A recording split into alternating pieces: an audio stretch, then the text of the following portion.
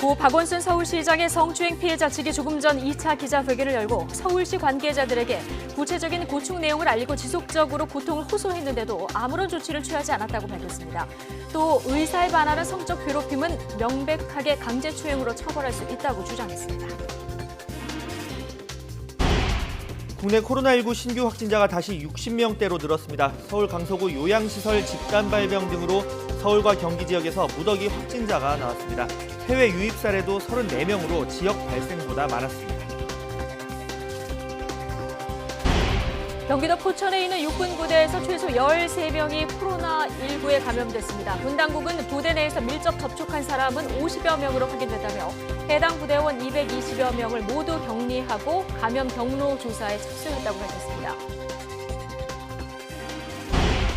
검언 유착 의혹 사건과 관련해서 한동훈 검사장이 어제 피의자 신분으로 검찰에 소환돼 9시간 동안 조사받았습니다. 검찰은 한 검사장을 상대로 이동재 전 채널A 기자의 신라젠 의혹 취재 과정에 관여했는지를 추궁한 것으로 알려졌습니다. 더불어민주당은 전국 정수장에서 유충이 발견돼 국민 불안이 커지고 있다며 정부의 특단의 대책을 촉구했습니다. 미래통합당은 당국이 이 문제에 대해서 안이하게 대처했다고 비판했습니다. 민간 어린이집 위탁 운영 업체의 리베이트 실태를 고발한 YTN 부도와 관련해서 긴급 점검에 나선 복지부가 의혹 일부를 확인했습니다. 건물 월세나 급식비 등을 과다 지출한 뒤 리베이트로 돌려받은 어린이집을 적발하고 행정 처분을 검토하고 있습니다. 네, 시청자 여러분 안녕하십니까? 7월 22일 뉴스앤 이슈 시작합니다. 고 박원순 전 서울시장을 성추행 혐의로 고소한 피해자 측이 조금 전에 2차 기자회견을 열었습니다. 피해자의 지속적인 고충 호소에도 서울시 관계자들이 외면하거나 추행 방조 혐의가 충분히 성립된다고 적극적인 수사를 촉구했습니다. 취재기자 연결합니다. 부장원 기자. 네, 사회부입니다. 네, 피해자 측 두 번째 기자회견인데 오늘 어떤 내용들이 나왔습니까? 네, 박원순 전 시장을 성추행 혐의로 고소한 피해자 측이 조금 전에 오전 11시 2차 기자회견을 열었습니다. 지난 13일 첫 회견에 이어 9일 만인데요. 이번에도 피해자 A씨는 직접 참석하지는 않았습니다. 첫 기자회견 이후 진행된 경찰 수사 상황 등에 대해 입장 발표가 이어졌는데요. 우선 피해자 측은 서울시 관계자들의 성추행 묵인 방조 의혹과 관련한 추가적인 정황을 공개하며 적극적인 경찰 수사를 촉구했습니다. 피해자 변호인인 김재련 변호사는 피해자가 동료 공무원이나 인사 담당자들에게 박 전 시장이 보낸 텔레그램 문자와 속옷 사진 등을 보여주면서 지속적으로 고충을 호소했다고 거듭 주장했습니다. 하지만 돌아온 대답은 남은 30년 공무원 생활을 편하게 해주겠다. 다시 비서로 와달라. 몰라서 그러는 것이니 예뻐서 그랬겠다. 라는 것이었고 부서 이동 요청에 대해선 시장에게 직접 허락을 받으라며 책임을 회피했다고 지적했습니다. 김 변호사는 결과적으로 서울시 관계자들이 박 전 시장의 추행 사실을 알면서도 피해자를 성추행 피해에 계속 노출되도록 해 방조 혐의가 충분히 성립된다고 강조했습니다. 피해자에 대한 2차 가해 행위를 멈춰달라는 당부도 있었는데 김 변호사는 피해자가 이미 모든 증거 자료를 수사기관에 제출했다면서 합리적인 근거 없이 피해자를 비난하고 공격하는 것 역시 2차 피해가 될 수 있다고 호소했습니다. 기자회견은 아직 진행되고 있는데요. 자세한 내용 들어온 대로 다시 전해드리겠습니다. 지금까지 사회부에서 YTN 부장원입니다.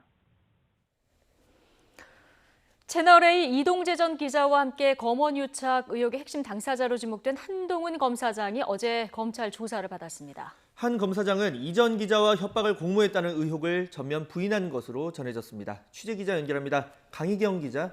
네, 서울중앙지검입니다. 네, 한동훈 검사장이 언제 출석하느냐 관심이었는데요. 이미 어제 비공개로 검찰 조사를 받았군요. 네, 이동재 전 채널A 기자가 구속된 데 이어 한동훈 검사장도 어제 검찰 조사를 받은 것으로 확인됐습니다. 조사는 어제 오전 11시 반쯤 시작해 조서 열람 없이 저녁 8시까지 이어졌습니다. 한 검사장은 검언 유착 의혹 사건에서 이전 기자와 공모했다는 의혹을 받는 핵심 당사자로 의혹이 불거진 뒤 검찰에 출석한 건 이번이 처음입니다. 다만 한 검사장은 어제 비공개로 검찰에 나와 출석하는 모습이 취재진에 포착되진 않았고 조사받은 사실 자체도 철저히 비밀에 붙여져 만 하루가 지난 오늘 아침에서야 확인됐습니다.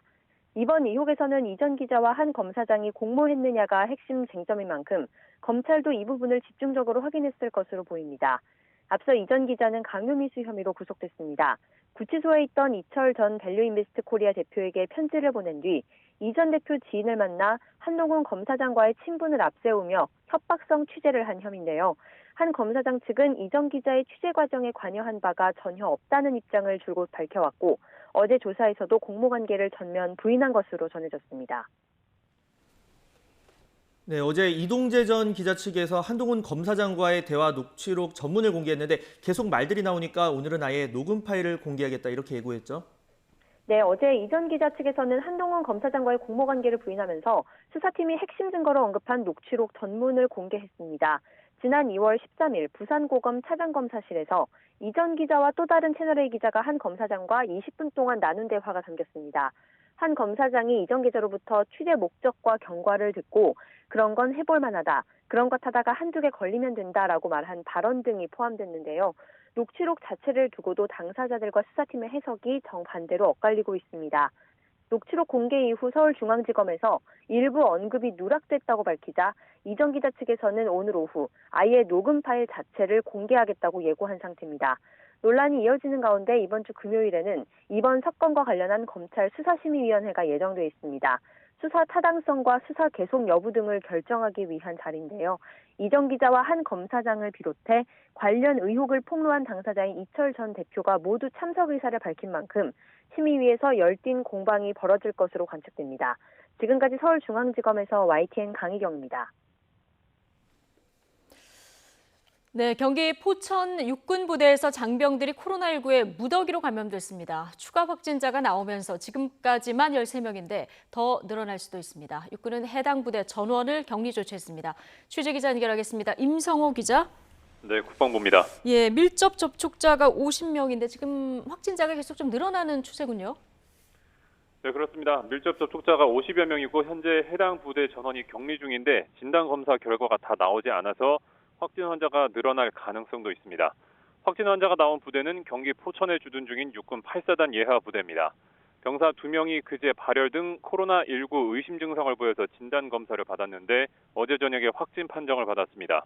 이에 따라 부대가 병력 전원을 검사했고 밤사이에 6명이 추가로 확진된 데 이어서 조금 전 5명이 추가로 확진된 겁니다.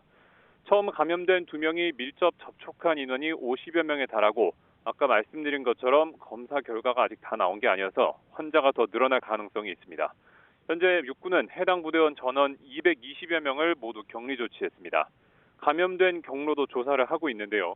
처음 확진된 병사 2명이 지난달 초에 휴가를 다녀왔고 이 가운데 1명은 지난 10일에 외출도 한 것으로 알려졌습니다. 지난 2일 이후에 20일 만에 군에서 확진 환자가 나오면서 지금까지 군내 누적 환자는 71명으로 늘었습니다.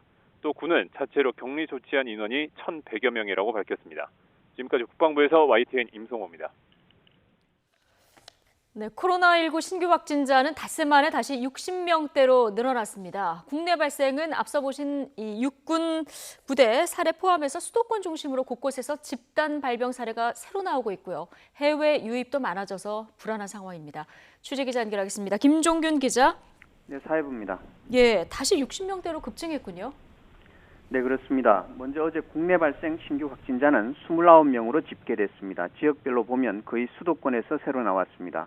서울 16명, 경기 8명, 인천 4명, 광주 1명입니다. 서울 요양시설과 사무실 등에서 N차 확진자가 이어지고 있고 포천 군부대 같은 집단 발병원이 새로 나오고 있기 때문입니다. 해외 유입 환자는 34명입니다. 검역 단계에서 19명이 확인됐고 나머지 15명은 지역사회에서 격리 중에 확진 판정을 받았습니다. 해외 유입 국가별로 보면 중국을 제외한 아시아에서 28명, 아메리카에서 5명, 유럽에서 1명이 나왔습니다. 국내 발생과 해외 유입을 합치면 어제 하루 63명의 환자가 새로 확인됐습니다.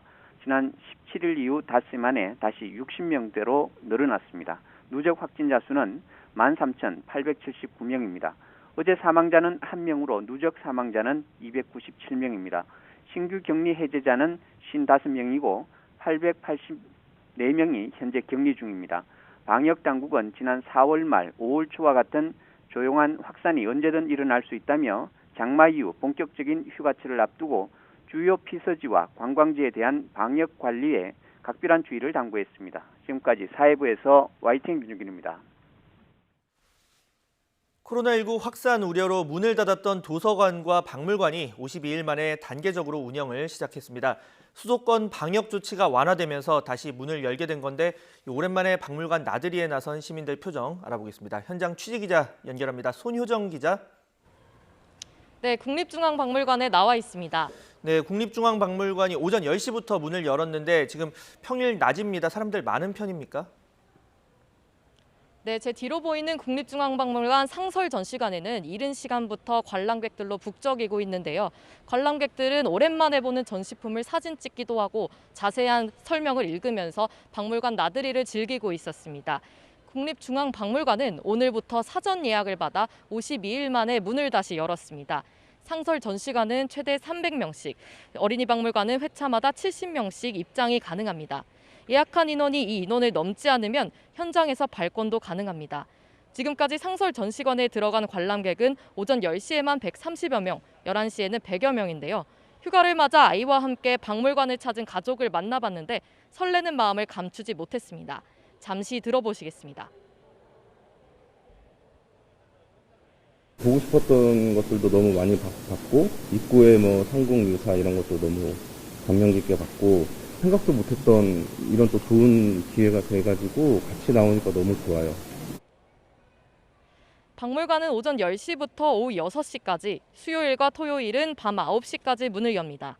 식당 등 일부 부대시설은 코로나19 감염 우려로 점심시간에만 열게 됩니다. 앞서 방역당국은 지난 5월 말부터 수도권에 있는 여가 공공시설 8천여 개의 운영을 중단했습니다. 그런데 수도권 코로나19 확산세가 진정되면서 정부가 방역 조치를 일부 완화했는데요. 수도권의 박물관과 도서관, 미술관도 이에 따라 운영을 재개했습니다. 국립고궁박물관도 이를 최대 1,000명까지 이용할 수 있으며 궁궐과 왕릉도 개방합니다.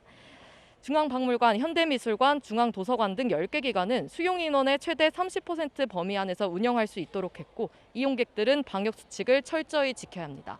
지금까지 국립중앙박물관에서 YTN 손효정입니다.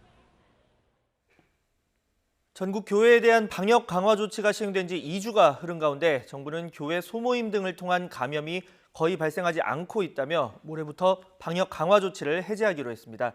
이런 가운데 이라크 근로자 300여 명의 귀국을 돕기 위한 군용기도 내일 출발합니다. 정세균 총리의 중앙안전대책본부 회의 발언 들어보시죠. 최근 교회 소모임 등으로 인한 감염 사례가 거의 발생하지 않고 있습니다. 이에 따라 교회의 방역 강화 조치를 7월 24일부터 해제하고자 합니다.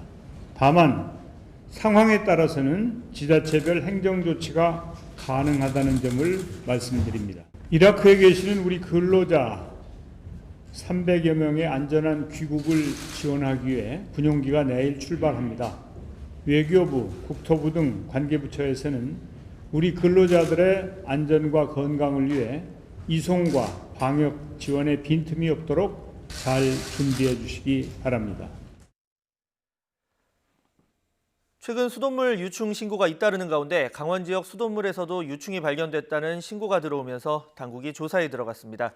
어제 오후 강원도 춘천시 동래면 거두리에 있는 다세대 주택 화장실 세면대 수돗물에서 유충이 발견됐다는 신고가 접수됐습니다.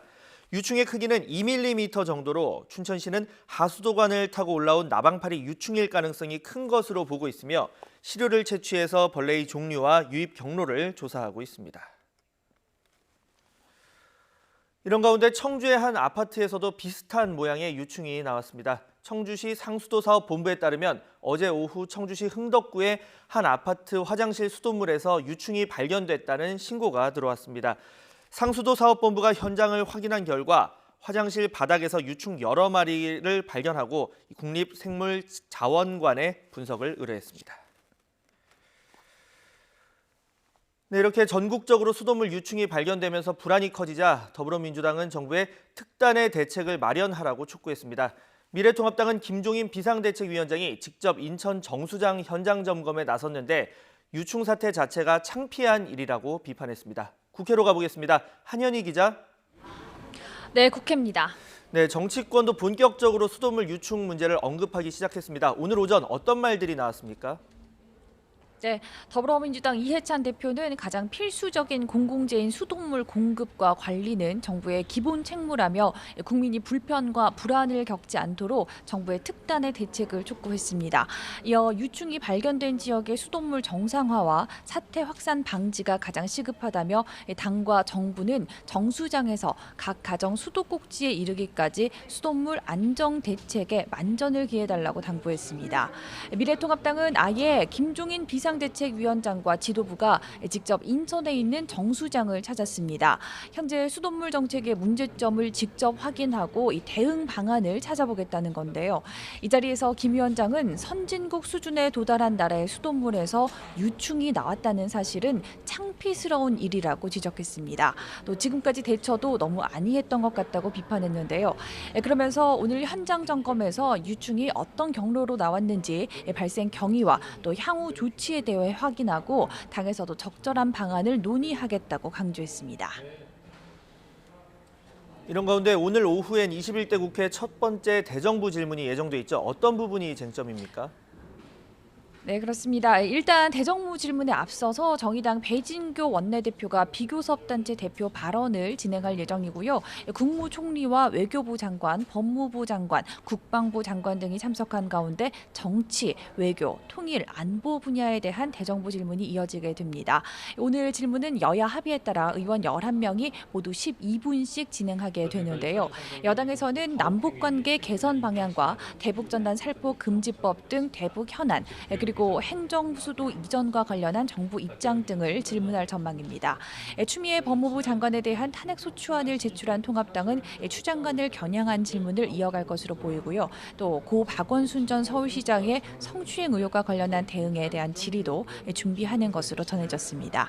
대정부 질문은 오는 금요일까지 사흘 동안 계획돼 있는데요. 내일은 경제 분야, 모레는 교육, 사회, 문화 분야 관련 대정부 질문이 이어질 예정입니다. 지금까지 국회에서 YTN 한현입니다. 사상자 13명이 발생한 경기 용인 물류창고 화재와 관련해서 경찰 등 관계기관 합동 감식이 진행되고 있습니다. 이번 화재도 석 달 전 발생했던 이천 물류창고 화재와 비슷한 게 아니냐는 지적이 나오고 있는데 취재기자 연결해서 현장 상황 알아보겠습니다. 신준명 기자. 네, 사회부입니다. 네, 합동 감식 1시간 반쯤 전 시작됐습니다. 어떤 점 주로 살피고 있습니까? 네, 합동감식은 오전 10시 30분쯤부터 시작됐습니다. 경찰과 국립과학수사연구원 등 7개 기관이 참여했는데요. 감식 요원은 40명이 투입됐습니다. 경찰은 건물 내부 CCTV를 확보해 살펴본 결과 물류창고 지하 4층에서 불이 시작된 것으로 보고 화재 원인 파악에 주력할 것이라고 설명했습니다. 지하 4층에는 냉장, 냉동 창고가 있어서 물건 상하차 작업이 주로 이루어진 것으로 알려졌는데요.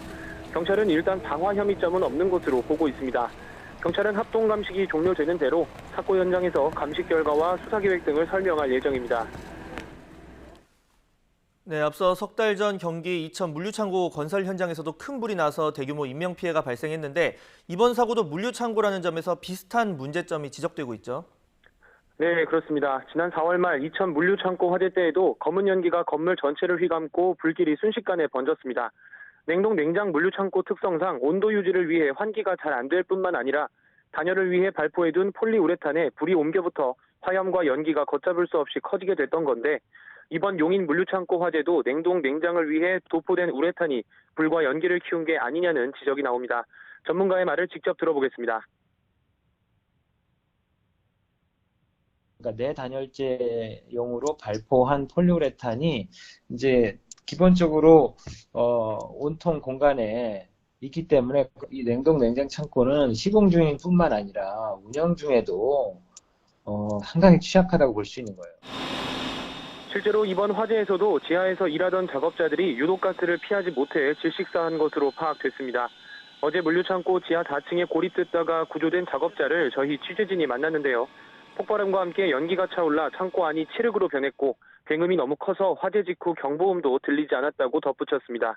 이에 대해 전문가들은 물류창고라는 곳은 외부 방문자가 많다는 특성 때문에 대피훈련이 미흡할 수밖에 없고 결국 인명피해가 커지는 경향이 있다고도 지적했습니다. 대피훈련이 이루어졌는지 뿐만 아니라 소방시설이 잘 작동한 것인지 비상구와 대피로가 확보돼 있었던 건지는 정확한 조사가 필요합니다. 안전수칙을 준수하지 않았다는 사실이 드러난다면 이번에도 반복되는 인재라는 지적을 피하기 어려울 것으로 보입니다. 지금까지 사회부에서 YTN 신준명입니다. 어젯밤 인천에 있는 화학제품 제조 공장에서 8톤 분량의 과산화수소를 옮기는 작업 도중 폭발 사고가 났습니다. 공장에서 일하던 8명 가운데 7명이 다쳐서 병원으로 옮겨졌고 나머지 1명은 오늘 새벽 숨진 채 발견됐습니다. 소방관 1명도 누출된 유독물질에 다쳤습니다. 고한석 기자가 보도합니다.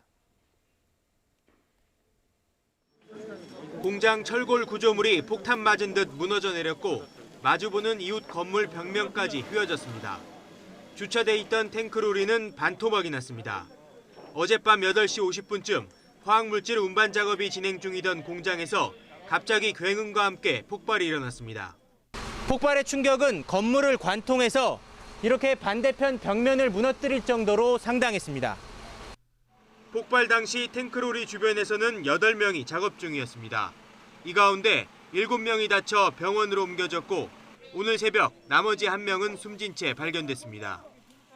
이동 탱크 로리에서 과산화수소 8톤을 옮겨 담던 중 폭발한 걸로 추정되고 있습니다. 사망자 수색 과정에서 공장 내부에 있던 황산 등이 누출돼 소방관이 다치는 추가 피해도 발생했습니다. 측정 결과 유독물질이 인근으로 퍼지지는 않았고 추가 폭발 가능성도 없는 것으로 파악됐습니다. 지금 현재는 1차 폭발이 일어났기 때문에 추가 폭발은 지금 없는 것으로 판단되고 경찰은 공장 CCTV를 분석해 구체적인 사고 원인을 밝히고 사업주 등을 상대로 안전지침을 제대로 지켰는지도 조사하기로 했습니다. YTN 고한석입니다.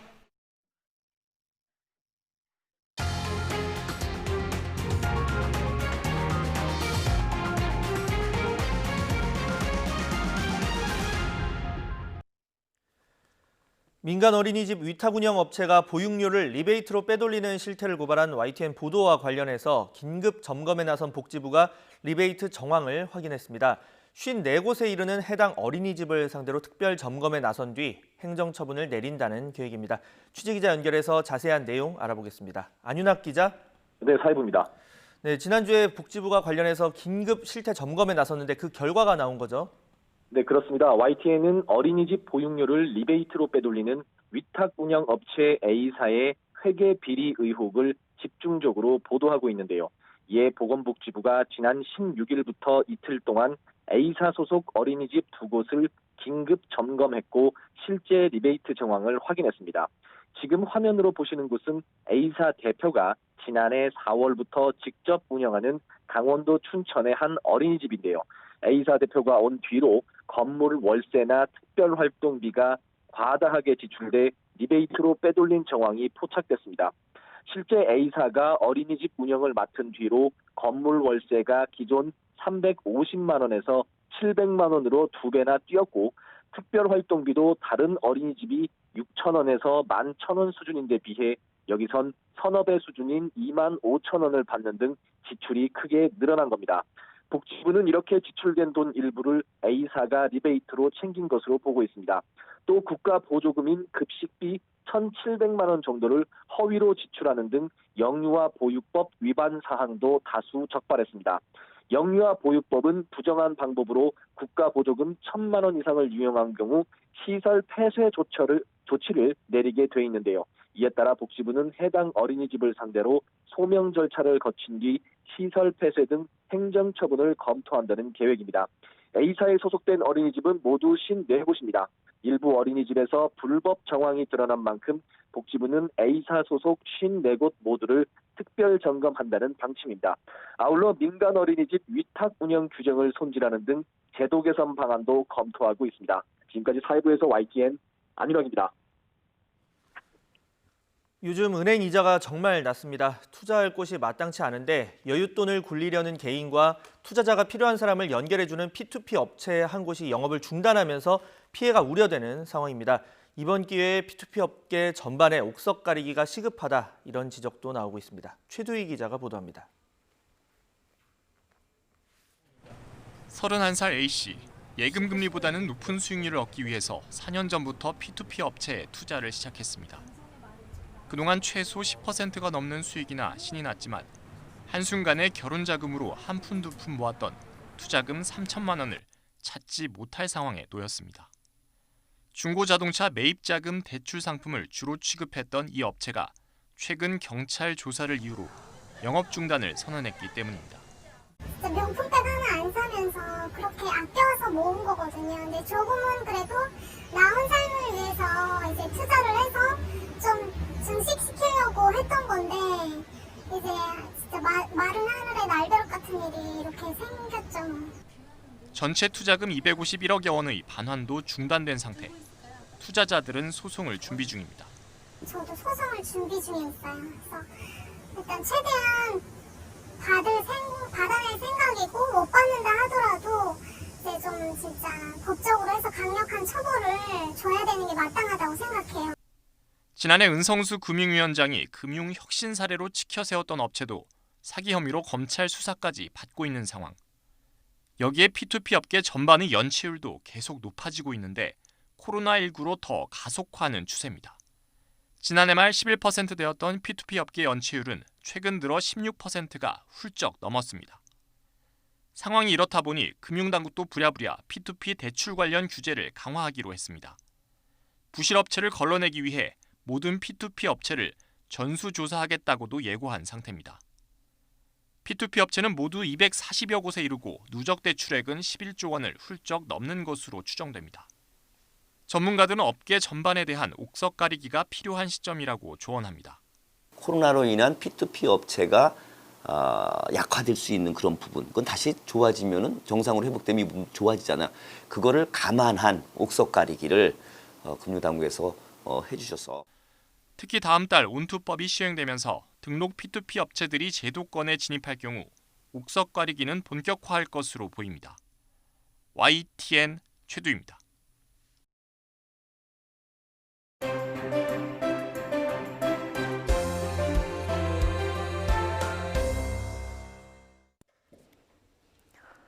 네, 조금 전 고 박원순 전 서울시장을 성추행 혐의로 고소한 피해자 측과 여성단체들이 2차 기자회견을 가졌습니다.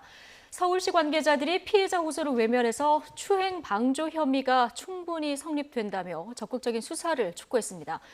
여당은 행정수도 이전 이슈를 띄우면서 국면 전환에 나서고 있는 모습인데요. 어제 국회 본회의장에서 추미애 법무부 장관의 탄핵소추안이 발의될 당시 추미애 장관의 미소를 두고도 여야의 해석이 엇갈리고 있습니다. 오늘 주요 현안에 대한 각 정당의 입장, 남영희 더불어민주당 정책위 부의장 그리고 이준석 미래통합당 전 최고위원과 이야기 나눠보겠습니다. 두 분 어서 오십시오. 예. 자, 조금 전에 이제 진행이 됐는데요. 박원순 전 서울시장 성추행 의혹 관련해서 이제 피해자 측의 두 번째 기자회견이 있었습니다. 주요 내용 먼저 보고 이야기 이어가겠습니다.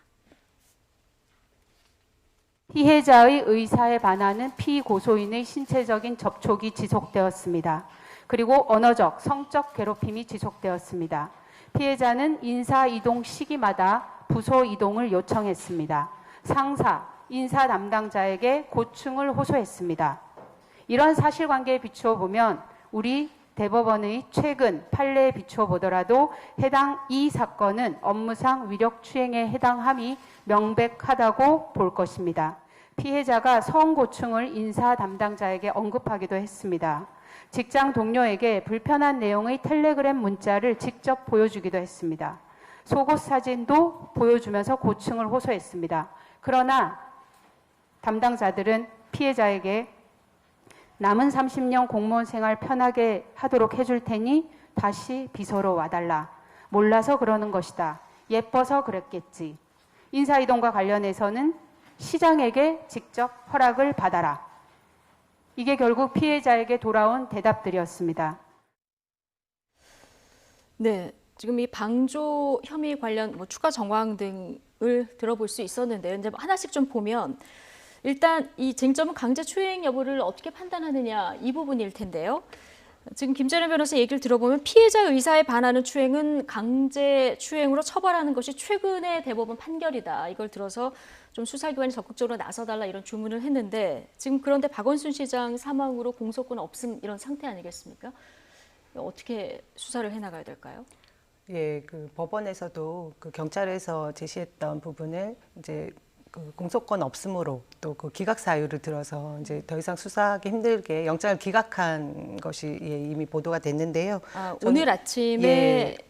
그 경찰이 서울시청 그리고 휴대폰에 대해서 압수수색 영장 신청한 기각한 그 부분 말씀하시는 거죠? 기각된 부분이 있는데 저도 사실은 우리가 그 통상적으로 형사법이나 뭐 민사법을 떠나서 죽음보다 더한 형벌은 없을 거라는 생각이 듭니다. 그래서 이번 박원순 시장의 죽음 부분에 있어서는 공소권 없음이라는 부분이 이제 앞으로 수사를 어떻게 진행할 것인가에 대한 굉장히 어려운 부분이긴 한데 저는 이 부분에서 오늘 그 기자회견을 보면서 1차 때 기자회견과 특별히 달라진 것은 없었다. 하지만 서울시 내에 그 피해인이 호소했던 부분들을 묵살한 부분이 있다면 서울시 자체 조사를 통해서 충분히 소명을 해야 되고 재발 방지를 위한 노력이 따라줘야 될 것이라는 생각이 듭니다.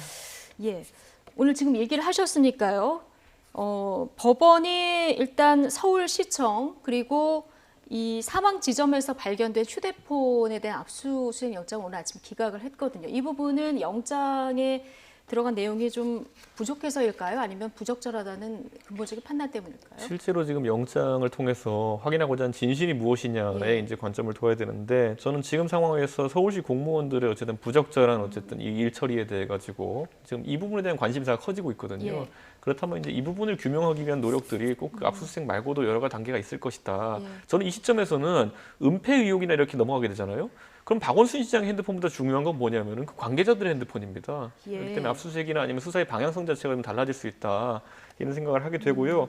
저는 뭐 서울시에서 아까 위원회를 차려가지고 실질적인 조사를 진행한다고 했을 때 이분들이 이제 정무직들은 퇴직 공무원 신분이 됐을 것이고 그리고 본인이 이제 사퇴 의사를 밝히고 대기 발령 상태인 분도 있고 이렇기 때문에 조사가 제대로 진행되기 어렵다는 측면이 있습니다. 그래서 피해자 입장에서는 본인에게 어쨌든 2차 가해 성격에 해당하는 사건을 덮으려고 했던 주체가 서울시인데 실질적으로 서울시의 핵심 부서라고 알려졌던 6층의 비서실에 있는 사람들이 어쨌든 못 믿어올 거거든요. 그렇기 때문에 이걸 서울시 내에서도 어떤 주체가 관장하느냐 이거에 대해 가지고도 앞으로 이견이 많을 것으로 보입니다. 네.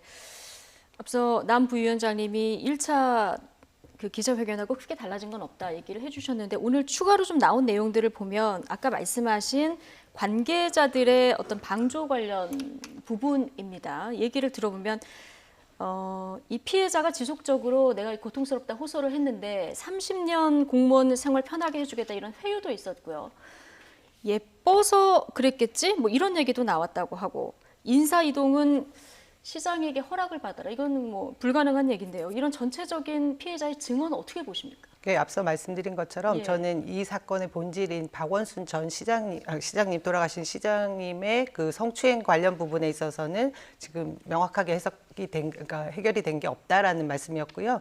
지금 변호인단이나 여성단체에서 제시한 부분은 서울시 내부에 있는 공무원들의 문제점을 지적해 준 거라 차이가 있다고 봐집니다. 그리고 무엇보다도 피해자의 그 의사가 존중되어야 되는 부분은 확실히 우리가 짚고 넘어가야 되는데요. 피해자의 의사가 반했다라는 것은 이런 젠더 이슈에 있어서 그리고 특히나 위력에 의한 부분이 있을 때에는 피해자 중심주의로 가는 것이 맞다. 저는 그렇게 생각합니다. 그렇기 때문에 아까 서울시 내에서 어떻게 그 재조사가 이루어질지 저도 좀 난항이 예상이 되긴 하지만 앞으로 이런 문제가 다시 재발하지 않기 위해서는 제대로 수사되고 그리고 처벌이 되고 재발 방지되기 위한 노력이 따라줘야 된다고 생각하거든요. 지금 당에서는 어떤 이 부분에 대한 대처들이 좀 얘기가 되고 있습니다. 지난번에 민주당 여성 의원들이 피해 호소인이라는 단어에 대한 부적절성이 제기됐을 때 피해인이라고 정리도 했고요.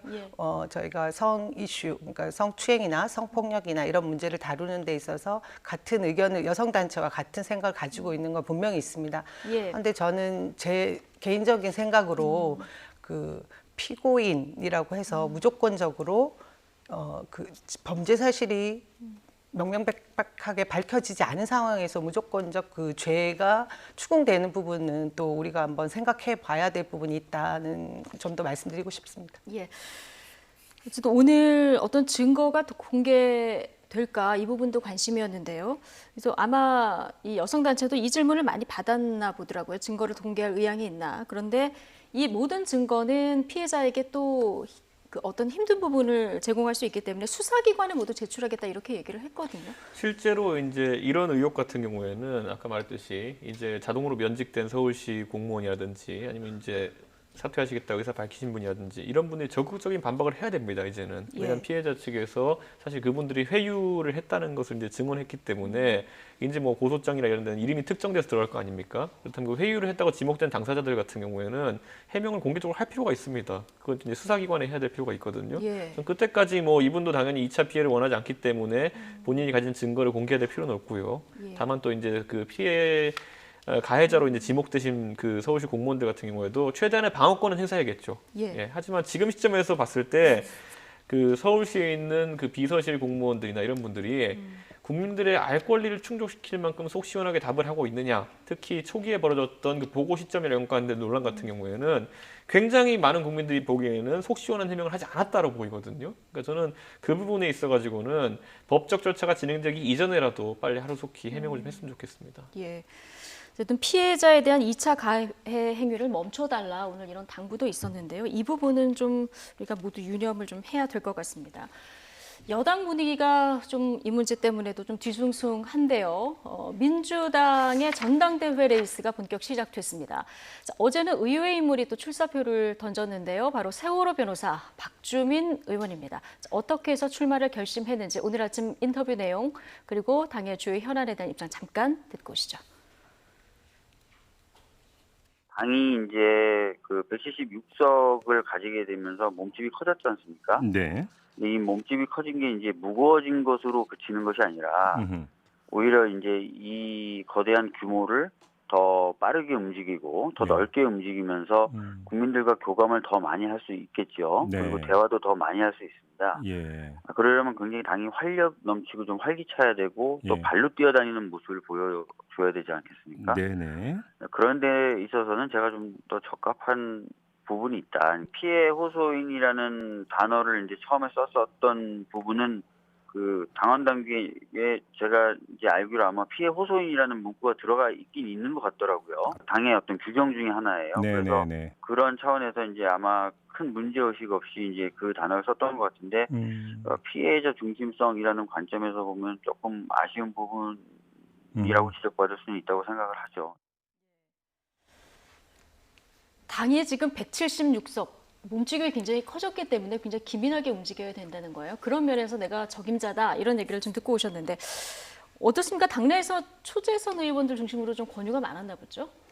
제가 그 부분까지는 정확하게 알 수는 없었는데 저는 우선은 이 48세의 박주민 당대표 후보라는 게 일단 우리 이번 당대표 선거에 활력을 불어넣는 것에는 정말 의미가 있고 그리고 무엇보다 온라인 당원들 중심으로 바람이 조금 일 것 같습니다. 그런 점에서 굉장히 반가운 소식이고요. 그리고 무엇보다 지난번 당대표 선거에서 최고위원 투표에서 1위를 했던 또 전력이 있기 때문에 그 바람몰이를 세게 할 가능성이 있다. 저는 그렇게 점쳐집니다. 그리고 초재선 의원들이 이번에 초선 의원이 굉장히 많지 않습니까? 그분들의 의향이 당심이 어디로 갈지에 대한 부분이 저도 궁금해집니다. 예상보다 큰 바람이 불 수도 있다 이런 전망 해주셨는데 이준석 전 최고위원은 어떻게 보십니까? 저는 박주민 의원의 언급을 뭐 저도 한번 언급하긴 했지만은 서울시장 후보군으로 언급한 건 들어본 바 있어도 그러니까 서울시장에 나오나 이런 얘기가 있었는데 당대표에 출사표를 당대표 후보군의 하마평에 오르는 건 솔직히 먼저 보지 못했습니다. 근데 이제 정보보다 먼저 본인 행동이 먼저 나가는 이런 상황이 됐는데 저는 그러다 보니까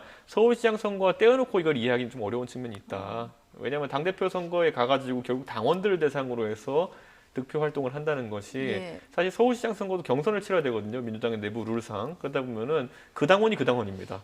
전당대회 홍보하는 사람 중에 서울에 사시는 분들이 나중에 당 후보를 뽑는 거거든요. 그러니까 저는 지금 상황에서 박주민 의원의 입장에서 보자면은 합리적인 선택입니다. 그러니까 전당대회 나가가지고 본인의 비전을 얘기하고 본인의 당을 이끌 비전을 얘기하고 하는 것이 뒤에 있을 혹시라도 이번에 대표 선거 결과 안 좋다 하더라도 그 서울시장 후보 선출 과정에서는 상당히 도움이 될 수 있기 때문에 저는 뭐 이런 목적성이 있다기보다는 지금 상황에 봤을 때는 굉장히 좋은 어떤 일련의 순서가 될 거로 좀 보입니다.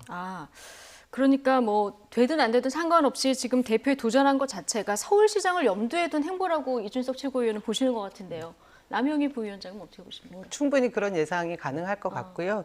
민주당 내에서 그 40대 기수로 저희들이 또 제 인재로 생각하는 최고위원이었고 충분히 그럴 여지는 전 있다고 보는데 우선은 당대표 선거에서 본인의 그 활약상을 검증받아야 되는 부분이 또 있지 않습니까? 그러니까 뭐 장단점이 다 따라줄 것 같고요. 이번에 그 이낙연 지금 의원의 그 대세론을 꺾기에는 시간적으로 조금 부족한 부분이 있지 않을까라는 생각도 들지만 전체적인 면에서 우리 당원들이 그 민주당을 이끌어가는 점에 있어서 저는 결과가 진짜 궁금해지는 건 확실합니다. 예. 저희도 어제 출사표 던진 이후에 어느 정도 파장이 있을지 굉장히 언론도 궁금해하는 상황인데요. 지금 여러 가지 현안에 대한 질문들 앞으로 많이 받으실 거예요. 근데 지금 아까 앞서 언급하셨지만 피해 호소인 이 명칭 때문에 좀 혼선이 있었고요. 지금 여성 의원들 중심으로는 피해자로 이제 통일하는 것으로 결정이 됐었잖아요.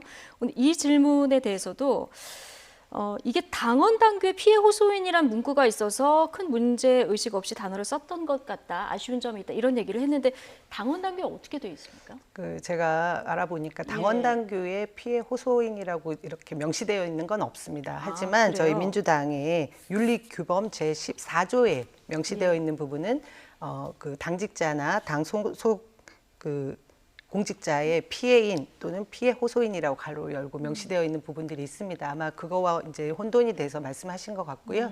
그리고 이전에 이 피해 호소인이라는 이 명칭에 대한 언론에서 많은 얘기들이 있는데 사실은 이전에 뭐 서울대나 이화여대나 성 문제에 관한 토론에서 이미 많은 연구자들이 이 용어를 사용했던 것이기 때문에 그걸 가지고 뭐 크게 갑론을박할 문제는 아닌 것 같습니다.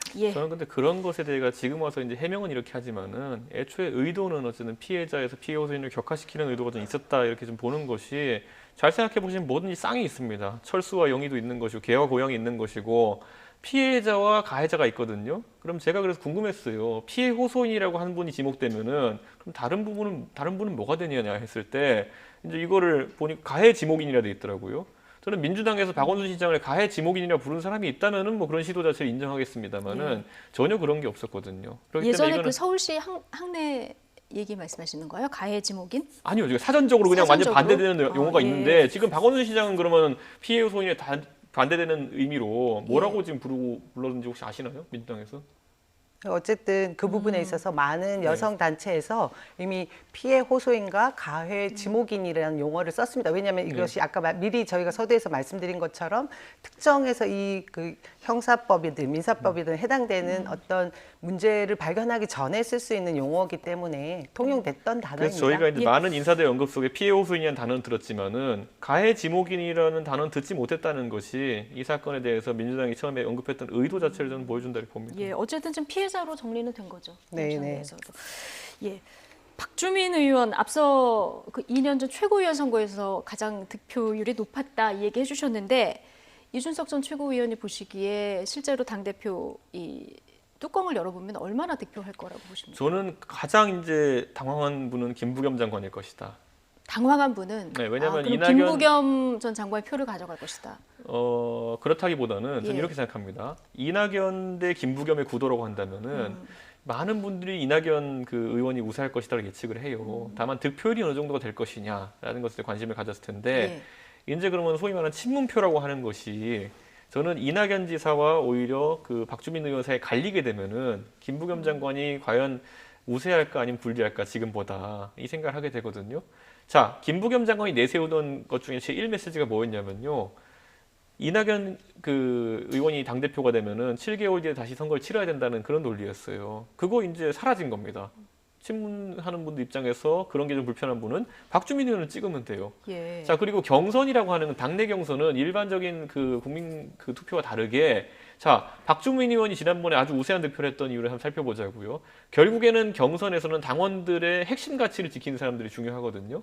그렇다면은 첫 번째 박주민 의원이 세월호 변호사로 유명하지 않습니까? 세월호는 굉장히 여당 쪽에서는 중요하게 생각하는 그런 이슈 중에 하나였고 거기다 여성주의 운동에 굉장히 관심이 많았습니다. 박주민 의원이. 그렇기 때문에 이 두 가지 핵심 가치를 담고 있는 사람이 더 유리하고 다만 예를 들어 김부겸 의원이 지금까지 정치활동 오래 하셨고 조직력은 좀 있을 수 있고 그런데 TK 지역에 이제 근거를 두고 있지 않습니까? TK에 당한 당원수라는 것이 새누리당이나 아니면 자유한국당의 그것에 비하면은 굉장히 약소합니다. 다른 지역에 비해 가지고. 그렇기 때문에 지역적 조직세나 아니면 지금까지 정치활동하는 조직세가 생각만큼 크게 불진 않을 것이다. 오히려 세월호 변호사나 아니면 여성계의 지원 이런 것들이 더 큰 변수가 될 가능성이 있다고 봅니다. 예, 박주민 의원의 출마가 뭐 하실 말씀 있으십니까? 저는 뭐 그 친문 표심이라고 해서 이제 표를 분산해서 나눠 가져갈 것이라는 얘기는 사실 맞지 않는 것 같고 범친문에 모두 다 지금 속하는 게 우리 민주당 의원 모두가 그런 것이고 당원들도 그런 것이고요.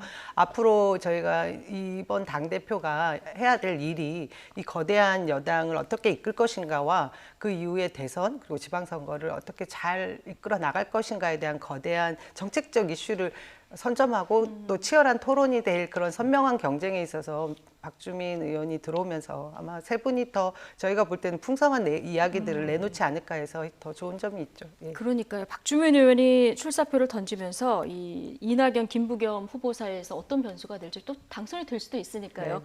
전당대회 관심도는 좀 훅 올라간 이런 상황인 것 같습니다. 자, 어제 국회로 좀 잠깐 가볼까요? 자, 미래통합당과 국민의당이 함께 추미애 법무부 장관 탄핵 소추안을 발의했습니다. 자, 본회의에 국무위원 자격으로 참석한 추미애 법무장관 어제 미소가 설왕설래를 낳았는데요. 이 미소의 의미는 뭐였을까? 영상으로 먼저 보고 오시겠습니다.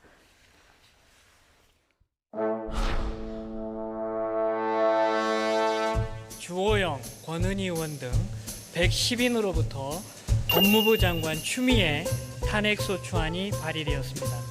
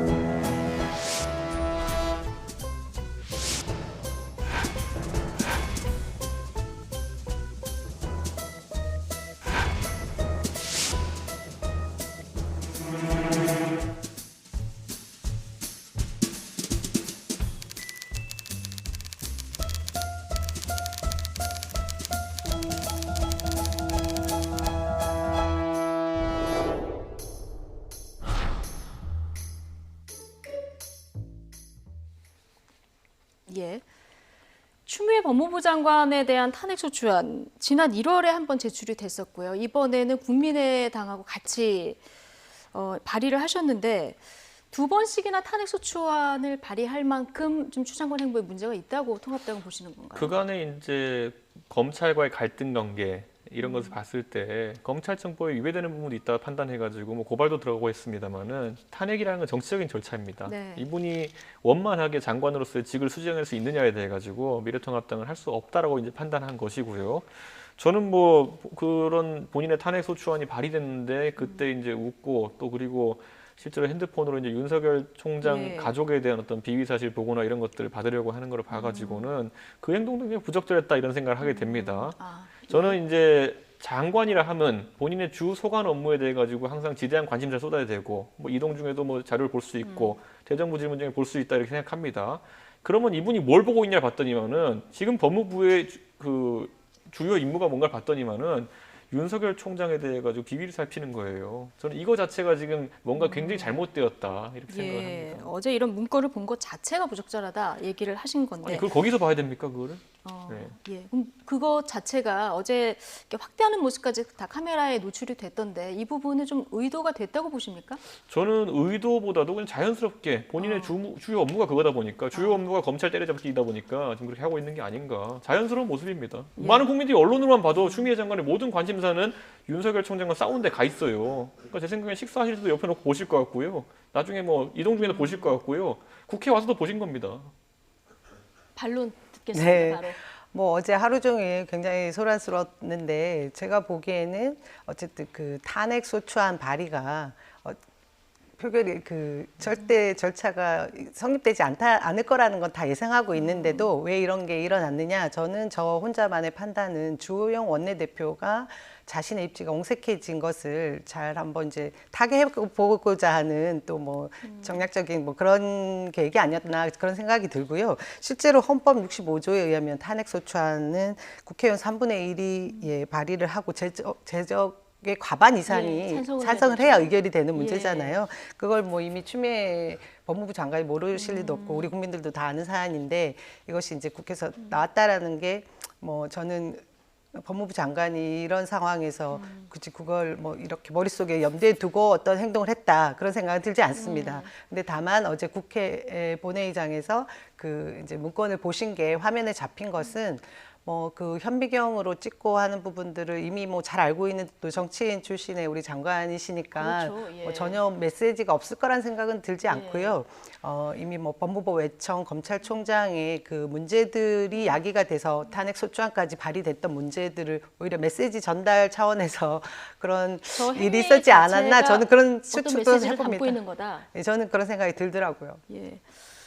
일단 24일쯤 표결은 될 것 같은데요. 아까 뭐 통과 여부를 떠나서 민주당이 표결장에 참석은 하십니까? 저는 제 예상은 참석하지 않을 것 같습니다. 뭐 그 참석할 이유도 없고 혹시나 또 아까 우리 이준석 전 의원께서 말씀하신 부분에 반란표 생각을 하시는 것 같은 걸 기대하시는 분들도 주변에 더러 계시는 것 같아요. 괜히 그런 오해를 낳을 필요도 없는 것 같습니다. 비밀투표이기 때문에 까봤더니 한 110표 이상 나온다. 그러면 그때부터 엄청난 해석이 뒤따를 것이기 때문에 투표결에 참여 못할 겁니다. 예. 자, 어제 그런데 추미애 장관이 보던 문건, 이 문건은 이 공적 문건입니까? 아니면 어떤 사적으로 정리된 보고 문건입니까? 저는 이 양식을 잘 몰라서요. 저는 이제 사찰이냐 아니냐를 이제 따지는 것 같은데 사실 이게 뭐 제보가 들어온 것일 수도 있고 하기 때문에 거기에 대한 속단은 하기 어렵습니다. 그런데 보건 양식이라는 것은 그 문자의 특정 부분만 보고는 살피기 어렵고요. 그렇죠. 다만 이제 윤석열 총장 장모 측이나 이런 쪽에서는 이게 굉장히 내용 자체가 사찰 등에 근접한 수준이 아니냐고 이제 의혹을 제기할 수는 있습니다. 그런데 이건 앞으로 좀 규명이 돼야겠지만은 앞으로 추미애 장관은 뻔히 찍히는 거 알면서 이런 거 읽으면서 또 최근에 윤석열 총장에 대한 의도적인 뭐 저는 계획적인 발언이나 설화는 없었다고 보는데 이거는 또 이런 일로 문제 일으키니까 진짜 싫어하는구나. 진짜 본인 외청에 있는 어떤 수장에 대해 가지고 뭔가 쳐내려 하는 시도를 하는구나라는 인상을 줄 수 있기 때문에 좀 처신을 조심했으면 좋겠습니다. 저는 그 추미애 장관께서 페이스북에서도 언급했고 그 부동산 문제에 있어서 본인이 해석했던 부분들을 표명한 적이 있지 않습니까? 그 부분에서 금부 분리를 말씀하셨어요. 금융과 부동산이 분리돼야 된다. 이 부분에 있어서 그 사모펀드가 부동산 아파트 한 채, 뭐 전체 건물 전체를 투자했던 문제들을 지적하는 게 이게 다 맥락이 연결되어 있는 부분이 아닌가라는 생각이 들거든요. 그것이 뭐 결코 부동산 문제로 한정되어 있어서 국무위원이 그리고 법무부 장관이 지금 부동산 문제를 다루느냐 뭐 이런 비판들이 따랐던 게 저는 문제다라는 생각이 드는 부분인 거죠. 지금 법이 관련돼 있지 않는 부분이 하나도 없는 부분이고 부동산 문제를 그렇게 앞으로 다루어서 풀려고 하는 여지를 두고 있는 게 아닌가라는 추측을 해봅니다. 금부분리라는 단어는 네 글자로 들었을 때 이게 무슨 얘기인지도 모르겠고 본인이 좋아한 거 아닙니까? 그런데 그렇다면 좀 더 자세한 설명이 있었으면 좋을 텐데 던져놓고 법무부 장관이 던져놓고 나중에 해석이 따로 안 나오는 것은 우리가 알아서 해석해야 되는 상황은 정치인을 했던 분으로서 상당히 무책임한 상황이다. 금부분리가 뭡니까? 금융과 부동산을 분리하겠다는 건데 그럼 뭐 돈으로 부동산을 사고 쌀로 사라는 얘기입니까? 뭘 하자는 건지를 아무도 모르기 때문에 이런 혼란이 가중된다. 부동산이 주무 업무가 아니면은 거기에 대해서는 지금 발언을 자제하는 것이 옳다. 본인의 주 업무인 윤석열 총장 쳐내기에 집중하는 게 옳을 것 같습니다. 투기와 투자를 좀 분리하자 뭐 이런 취지의 발언이다 이런 해석들이 나오고 있는데 어쨌든 추미애 법무부 장관까지 이제 부동산 문제를 얘기하고 있지 않습니까?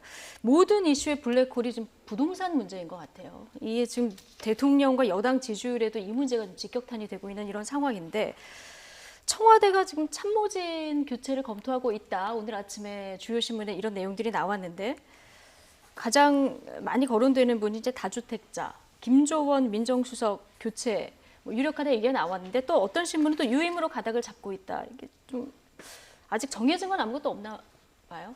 결국은 뭐 언론에서 지금 얘기를 하고 있고 또 3기 청와대 인사 개편은 저는 따라줄 거라고 생각이 드는데요. 그 부분에 있어서 인사권자인 대통령의 의지가 중요하고 저도 청와대에서 근무할 때 저희끼리 한 얘기가 있었어요. 인사 부분에 있어서 외부가 더 빠르게 소식을 알고 있더라. 내부에서는 더 모른다. 뭐 이런 얘기들 했는데 지금도 뭐 여러 가지 해석들이 나오고 있습니다만 저는 대통령님이 원칙주의자시잖아요. 그리고 다주택 문제, 부동산 문제에 있어서 국민들의 시선의 그 시각의 위치, 높이를 염두에 두는 인사를 개편하지 않을까라는 생각은 듭니다. 그래서 뭐 지금 김조원 민정수석에 대한 부분이 다주택 부분에 문제가 해결되지 않는다라고 하면 쇄신되지 않을까라는 얘기들이 있는데 또 유임 얘기도 있으니까 지켜봐야 될 것 같습니다. 하지만 전체적으로 정무 라인이나 안보 라인은 개편이 될 것 같습니다. 김조원 민정수석은 사실 공직기강을 책임지는 자리라서 아마 이 문제가 조금 더 주목이 돼서 보이는 것 같은데 혹시 그 전에 주택을 팔 가능성은 없을까요?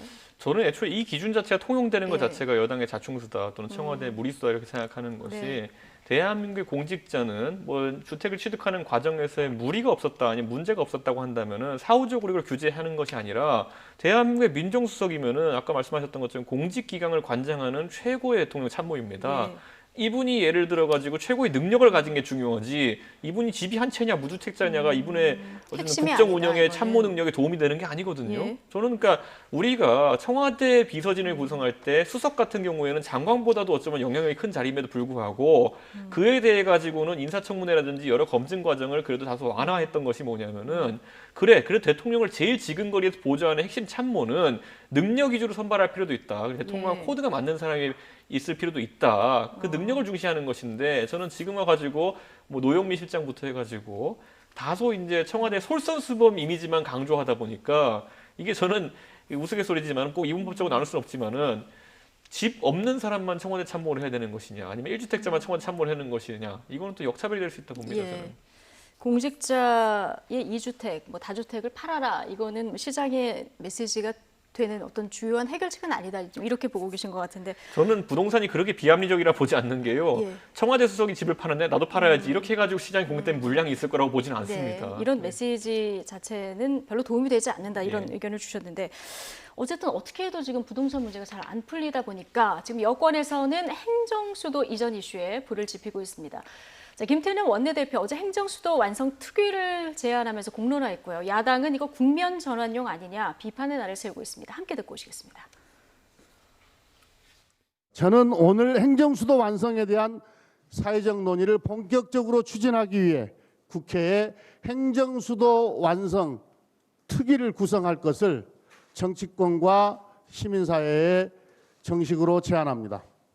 미래통합당과 야당의 신속하고 진지한 답변을 기대합니다. 행정수도라 하면 이미 이 헌법재판소에서 위헌 결정이 났지 않습니까? 위헌성 문제가 먼저 해결되고 난 뒤에 논의할 문제죠.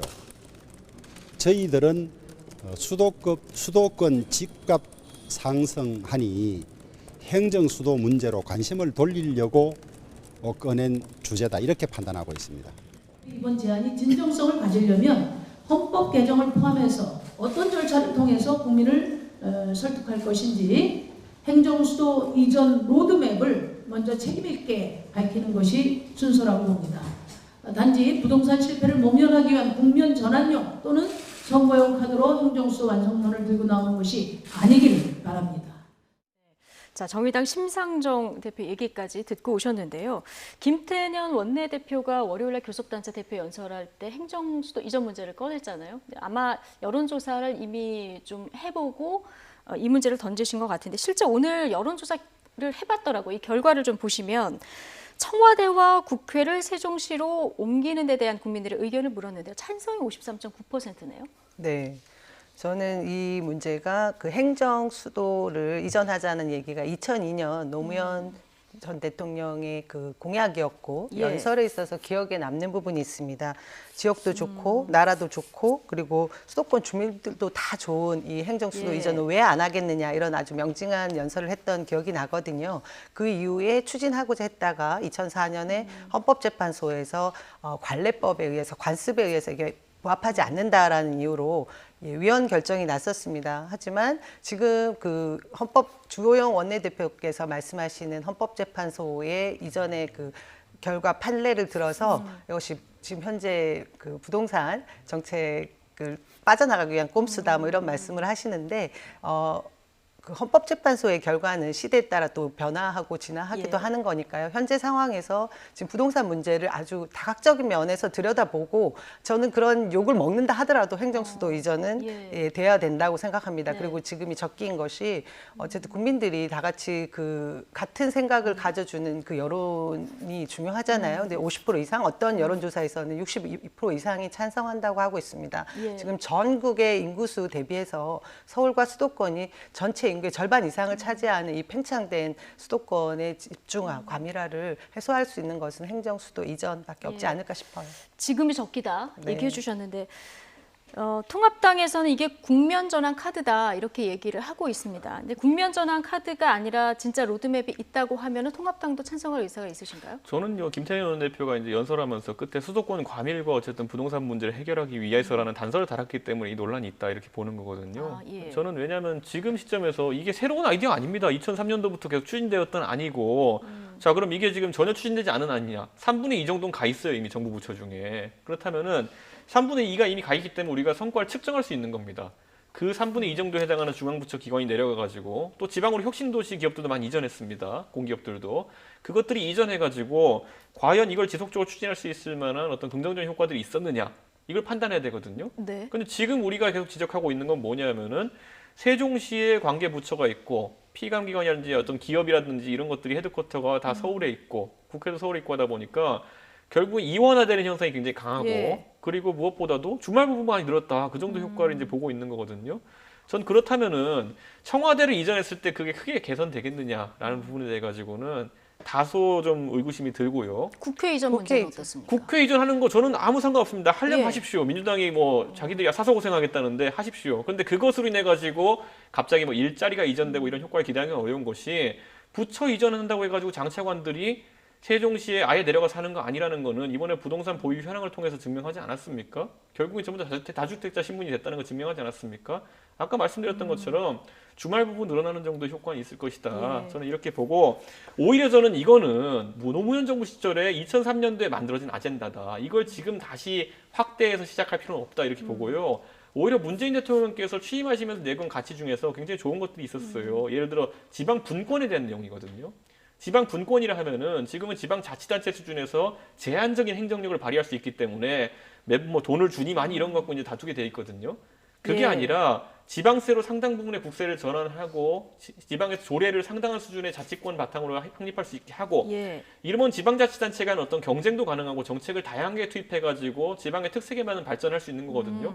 최저임금도 지방별로 다르게 적용한다든지 뭐 이런 것들이 가능한 그게 이제 미국의 연방제 같은 시스템인데 그런 분권을 처음에 얘기하셨던 그 취지대로 차려 나가시는 것이 오히려 낫지 않나. 지방의 특색을 살려서 세금도 지방에서 자체로 걷어서 사업을 하고 수도권 과밀이 생기는 이유가 뭐냐면은 어떤 공장이나 사업장을 서울에 두나 아니면 뭐 강원도에 두나 크게 비용 차이가 없어요. 조세나 이런 게 가장 큰 비용일 텐데. 그러니까 그걸 약간 세분화할 수 있다 그러면은 정책 경쟁이 되고 예를 들어 미국의 뉴햄프셔주 이런 것 같은 경우에는 본인들이 산업을 키우려다 보니까 그 소비 세율을 0%로 만들어 버렸어요. 미국에 그런 주들이 좀 있습니다. 유통산업 발전시키고 이렇게 하기 위해 가지고 그런 어떤 특색 있는 정책을 펼 수도 있는 것인데 지방마다 여건이 너무 달라서요. 다르기 때문에 오히려 지방 특화를 할 수 있는 지방 분권이 필요한 것인데 좀 여력이 안 되는 지자체는 중앙 정부에서 그럼 돕습니까? 그런 것 당연히 해야죠. 조세 재분배도 필요하겠지만은 지금은 어쨌든 하나의 인류에 따라 가지고 국가가 운영되는 상황이기 때문에 저희가 복지 논쟁마다 맨날 겪지 않습니까?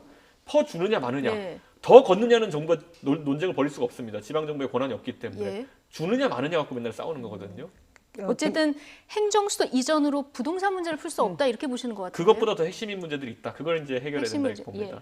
저는 김태년 원내대표께서 주창한 것이 행정수도 완성이잖아요. 이전이 이제 완성된다라는 부분에 있어서 아까 길거리에서 뭐 카톡 과장 뭐 이런 얘기 예를 들면서 말씀하셨고 주말 부부가 생길 수밖에 없었던 상황들을 해결하는 문제로 가는 거죠. 결국 청와대 국회라는 것이 아까 피감기관하고 떨어져 있는 아주 불편함도 해소하면서 과밀화를 해소할 수 있는 사례를 국회에서 해결할 수 있는 문제 첫 번째를 해보자라는 건데 이것을 뭐 다른 이유 들어서 지방분권은 지방분권대로 열심히 해야 됩니다. 말씀하신 대로 각 지방자치단체의 특별한 조세 정책이나 문제에 대한 해결은 이루어져 나가야 되는 것이고 청와대와 국회가 이전하는 행정수도 이전의 문제에 대한 부분은 부동산 문제도 해결할 수 있고 과밀한 문제를 해결할 수 있는 문제이기 때문에 던진 거죠. 그래서 지금 어중간하게 떨어져 있고 그러니까 주말부부 1가구 2주택 되어 있는 그런 부분을 해소할 수 있는 부분이기 때문에 실행되는 것이 옳지 않나 생각합니다. 저는 문재인 정부가 이 공약 얘기하기 전에 진짜 청와대를 본인 임기 중에 못 옮길 거 아닙니까? 다음 정부한테 떠넘기면서 구호만 세우는 건데 뭐 의지가 있다면은 저 본인 공약이었던 광화문까지라도 가십시오.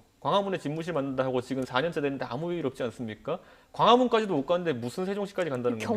경호 문제가 심각했습니다. 제가 그 전에 경호 문제 있는 거 몰랐다는 거잖아요. 그러니까 대통령이 집무실 이전을 공약하면서 경호 문제가 있을지도 예측 못했다는 거는 예측성이 없는 거죠. 그거는. 이 부동산이 의지대로 되면 좋겠습니다만 정책을 내놓는데 계속 거꾸로 시장이 반응하다 보니까 이제 행정수도 이전 문제까지 나온 상황인데요. 어제 경실련이 내놓은 자료를 보면 28년간 서울 아파트 시세를 이제 분석을 해봤습니다. 근데 문재인 정부 들어서 오른 게 서울 25평 아파트 기준으로 봤을 때 4.5억이라는 게 아니라 4.5억이 올랐더라고요. 그리고 가장 비율로 많이 오른 때는 참여정부 때. 부동산 가격 안정에 가장 주력했던 정부에서 역설적으로 가장 많이 오르는 이 현상은 어떻게 봐야 될까요? 저는 뭐 우선 정책이 실패한 것에 대한 비판인 것을 뭐 따갑게 받아들이는 부분은 인정을 해야 될 것 같은데요. 그 정책이라는 것이 바로 내놓자마자 그 실효성이 바로 나타난 것이 아니고 저는 이 부분에 있어서 경기 주기설을 얘기를 많이 듣는데 한 10년 이후에 그 결과가 많이 나타나는 10년 주기설도 있긴 있습니다. 그런 부분에 대한 논의가 없고 단박 그 정권에 나타나는 그 상승된 것만 단순 비교한 것은 좀 아쉬움이 있죠. 그리고 그 정책이라는 게 이번에도 문재인 정부 들어와서 뭐 22가지 이상의 부동산 정책을 내놓았다라고 하지만 사실 20대 국회 때 발목이 잡혀서 지금 현재 정책이 그러니까 작동되고 있는 건 한 2가지 정도밖에 없다라고 하니까 그 앞으로 지금 이 정책들이 진보 진영에서 정책을 잘 내놓으면 그 이후의 정권에서 그 효과를 본 것도 조금 인정돼야 되는 부분이 있을 것 같습니다. 아이고, 두 가지만 효과가 있는데 이 정도로 부작용이 있으면 22개 다 하면 엄청난 부작용이 있겠네요. 지금 금융시장이나 아니면 조세에 있어가지고 계속 그쪽만 옥죄어가지고 문제를 해결하겠다 이렇게 하고 있는데 야당이 처음에 공급 얘기할 때 뭐라 그랬습니까? 주택보급률 이런 얘기하면서 공급은 충분하다. 문제는 투기꾼이다 이런 식으로 얘기했잖아요. 근데 지금 와가지고는 이제 여당도 앞으로사 싶으니까 공급의 방법론을 가지고 얘기하기 시작했어요. 급기야는 이재명 지사 같은 분 같은 경우에는 금지시되던 단어 중에 하나인 재건축, 재개발, 용적률까지 이제 언급하기 시작하는 상황이거든요. 저는 야당 말 진즉 들었으면 될 거를 지금 와가지고 이제 듣겠다고 하는 것도 다소 좀 안타깝고 지금 듣는 것도 그린벨트 무슨 뭐 유휴부지 활용 태릉 골프장 그다음 뭐 이렇게 계속 다 두들보고 가면서 혼란을 가중시킬 게 아니라 진짜 딱 확실한 한 방을 내야 되는데 지금 정부 각 주체별로 그런 컨트롤 타워가 없는 것 같은 모양새가 나와서 안타깝습니다. 일관된 목소리가 안 나오는 부분도 지적을 해주셨는데 경실련하고 국토부의 집값 상승 분석을 보면은 근거한 자료가 달라서 수치에는 조금 차이가 있긴 한데 어제 이렇게 집값 오른 것뿐만 아니라 28년 동안 강남과 강북의 집값 차이를 비교해 봤더니 이건 격차가 100배로 증가를 했다 이런 어제 또 보고도 있었거든요. 격차는 점점 심해지고 있는데 이 부분은 어떻게 풀어야 될까요? 저는 이제 그 조세 관련해서 불로소득에 대한 과세 부분이 좀 아주 세게 들어가야 되는 부분이 있습니다. 초기에 그 부분에 대한 정책을 건드리다가 또 이제 풍선 효과가 있고 해서 옆으로 또 번져가고 수도권까지 이제 상승하는 효과가 지금 생겼고 또 대출 억제를 하면서 실소유자들에 대한 원성까지 이제 넘어간 부분들이 뼈아프게 받아들여지는 부분입니다. 근데 지금 그 폭등이 된 부분을 어쨌든 관리를 해야 되는 것이 이제 지금 주변에 있는 그 공급 부분을 좀 더 늘려가자라는 것까지 얘기가 되고 있는 부분이니까 그 정책이 나오면 또 시간이 좀 걸리지 않겠습니까? 시간이 걸릴 것이다. 근데 이제 국민들은 집을 살 수 있을까 이런 부분에 대해 굉장히 불안해하시기 때문에 아마 다음 주쯤 나올 공급 대책이 굉장히 관심이 가는 사항인데 그린벨트 문제는 이제 안 하는 걸로 정리가 됐는데 정부가 검토하고 있는 이제 태릉 골프장 부지가 이제 그린벨트다 이래서 또 한 번 이제 논란이 일었고요. 그리고 강남 그린벨트 는 안 건드리고 강북만 건드리냐 이런 불만도 또 나오는 것 같아요. 이 부분은 어떻게 보십니까? 처음에 이제 그린벨트를 대안으로 여당 쪽에 내세우기 시작하는 그 움직임이 있었을 때, 뭐 이제 각종 언론에 나왔던 것이 뭐 강북 지역에 보면은 뭐 노원구 이런 데는 그린벨트가 25%다 이러는데 가보면 돌산입니다.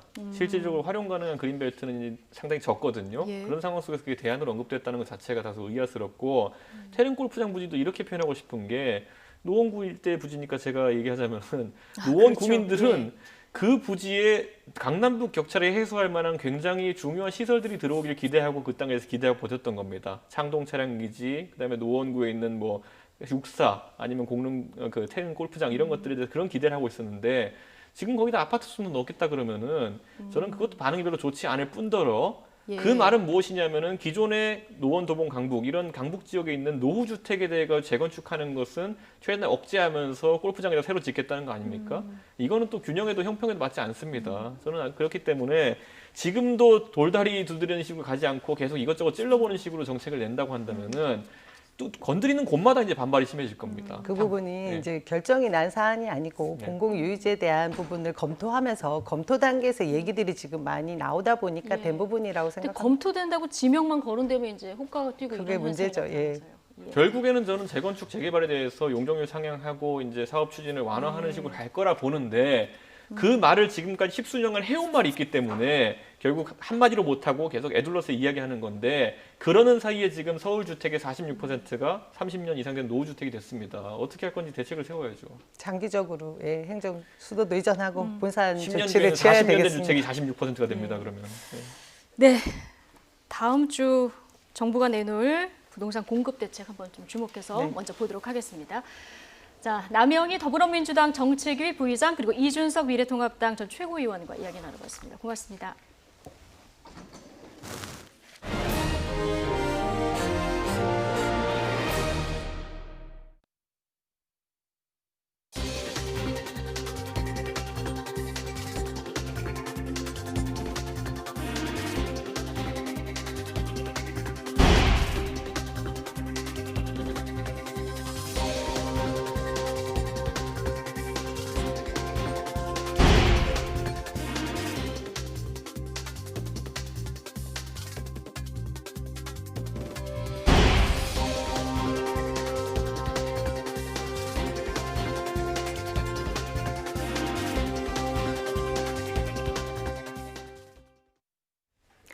고 박원순 전 서울시장을 성추행 혐의로 고소한 피해자 측이 2차 기자회견을 열고 연대해준 모든 분께 감사하다는 입장을 밝혔습니다.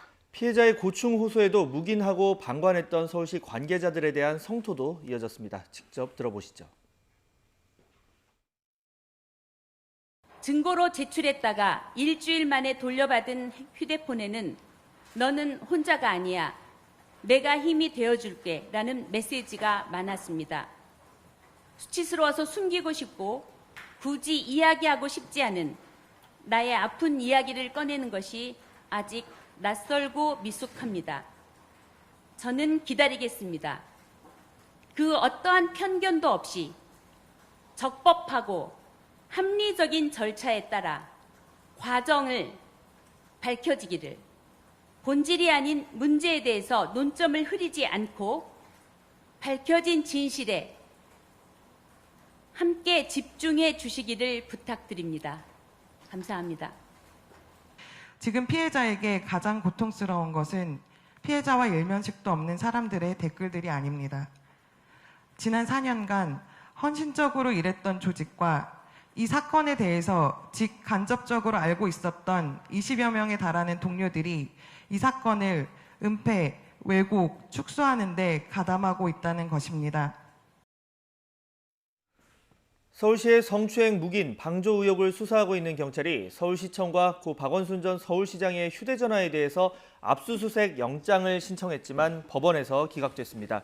서울지방경찰청 여성청소년과는 성추행 방임 의혹 고발 사건과 관련해서 서울시청 등에 대해서 압수수색 영장을 신청했고 검찰이 받아들여 법원에 청구했지만 오늘 오전 기각됐다고 밝혔습니다.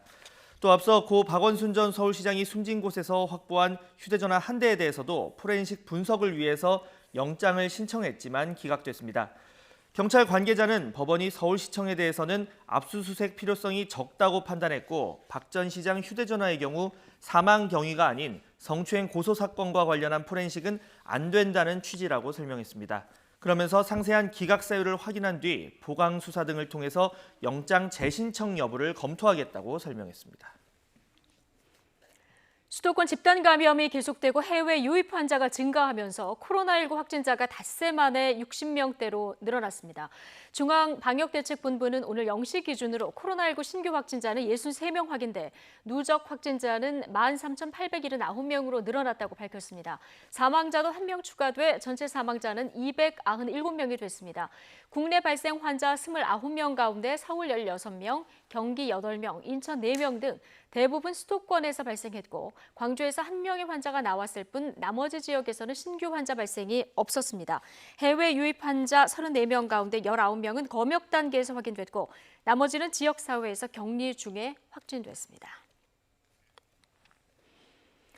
미국 일부 지역에서는 실제 코로나19 감염자가 보고된 확진자 수의 최대 13배에 달한다는 미 보건당국의 보고서가 나왔습니다. 주변에 보이지 않는 감염자가 그만큼 많다는 얘긴데요. 미국이 아직 코로나19에 취약하며 갈 길이 멀다는 것을 보여줍니다. 보도에 김영근 기자입니다. 미 질병통제예방센터가 올 봄부터 6월 초까지 미국 10개 주 16,000명의 혈액 샘플을 수집해 코로나19 항체를 검사했습니다. 검사 결과 5월 30일 기준 미주리주 주민의 항체 보유율은 2.8%, 사람 수로는 17만 1,000여 명인 것으로 조사됐습니다. 당시 파악된 확진자 12,000여 명의 13배에 달합니다. 무려 16만 명이 자신이 감염된 줄도 모르고 돌아다닌 셈입니다. 격차가 가장 적은 유타주도 2배의 차이가 났습니다. 질병통제예방센터는 이처럼 주변에 보이지 않는 감염자가 더 많기 때문에 미국은 아직 코로나19에 취약한 상태라고 경고했습니다. 그러면서 이를 막을 가장 강력한 무기는 사회적 거리두기라고 강조했습니다. Maintain social distancing, wear cloth face coverings when possible, practice hand hygiene, and avoid sharing frequently touched items. 이번 조사에서 코로나19 항체 보유율이 가장 높게 나타난 지역은 뉴욕시입니다. 5월 초 기준 주민의 24%가 항체를 보유하고 있었습니다. 상당히 높은 비율이지만 집단 면역 형성의 기준인 60-70%에는 훨씬 못 미칩니다. 필라델피아의 항체 보유율은 3.6%, 코네티컷주는 5.2%, 최근 새 진원지가 된 플로리다는 16.1%였습니다. The results were 16.1% were positive for antibodies, so that is a significant jump for where we were about a month and a half ago. 미국 언론들은 이번 조사 결과를 통해 코로나19가 확산하도록 놔도 자연스럽게 집단 면역이 형성되도록 하자는 주장은 더 이상 설 자리가 없어졌다고 전했습니다. YTN 김영근입니다. 네, 이런 상황에서 코로나19 백악관 대응에 대한 불만과 불신 여론은 고조되고 있고 급기야 도널드 트럼프 미국 대통령이 브리핑을 재개했습니다. 당분간 상황이 악화될 수 있다고 인정하면서 사회적 거리두기가 어려울 경우 마스크를 착용하라고 권고 있습니다. 워싱턴 강태욱 특파원입니다. 트럼프 대통령이 석 달 만에 코로나19 브리핑에 나섰습니다. 잘 대처하고 있다고 우기기만 했던 태도와 달리 미국의 코로나19 상황이 좋지 못하며 더 악화할 수 있다고 인정했습니다. Some areas of our country are doing very well, others are doing less well. It will probably, unfortunately, get worse before it gets better. 그동안 거부감을 보였던 마스크 쓰기와 관련해 들고 다니면서 기꺼이 착용하겠다고 말했습니다. 그러면서 사회적 거리두기가 어려울 때 마스크를 착용하라고 권고했습니다. 효과가 있다는 언급도 덧붙였습니다. And we're asking everybody that when you are not able to socially distance, wear a mask, get a mask. Whether you like the mask or not, they have an impact. 또 개발 중인 백신과 관련해 유력한 2개가 있으며 마지막 임상시험 단계에 들어간다고 소개했습니다. 그러면서 곧 사용할 수 있을 거라고 말했습니다. 이와 함께 미국의 코로나19 검사 능력이 크게 향상되고 있다며 지금까지 다른 어떤 나라보다 많은 5천만 명을 검사했다고 자랑하기도 했습니다. 재개된 브리핑은 트럼프 대통령 단독으로 진행됐습니다. 불협화음이 일었던 앤서니 파우치 박사뿐만 아니라 마이크 펜스 부통령 등 백악관 태스크포스 인사들도 함께하지 않았습니다. 워싱턴에서 YTN 강태욱입니다.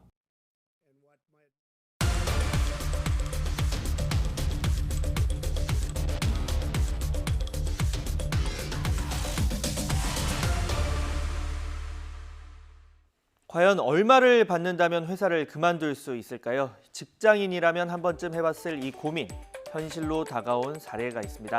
상장 뒤 주가가 크게 오른 SK바이오팜 이야기입니다. 상장 기업의 주식 물량을 배정하는 공모주 청약, 일반인과 내부 직원 대상으로 나뉩니다. 다만 직원들은 회사에 다니는 한 상장 뒤 1년까지는 주식을 팔 수 없습니다. 일반인은 언제든지 팔 수 있지만 대신 청약 경쟁률이 높죠. 특히 기업 전망이 밝거나 형성된 공모 가격이 낮으면 더 치열합니다. SK바이오팜 일반 경쟁 청약률이 무려 323대 1을 기록했습니다. 모인 청약 증거금만 31조 원. 금융당국이 지난달 신용대출과 마이너스 통장 발행 금액이 늘어난 원인 중 하나로 이 공모주 청약을 들 정도입니다. 주택자금 수요가 이제 크게 늘었던 데다가 공모주 청약 관련된 그 주식자금 수요가 일부 가세한 영향이 이제 주로 영향을 미쳤다고 판단이 됩니다. 주가는 어제 종가 기준으로 보면 공모가의 4배 정도 올랐습니다.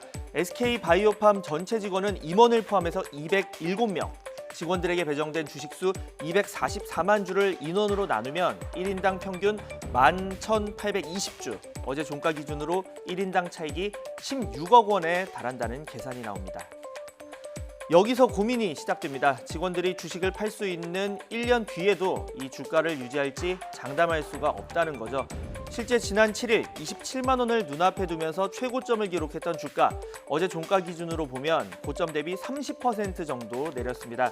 이 차익 실현 물량이 나오면서 이번 달 외국인이 가장 많이 판 주식에도 이름을 올렸는데요.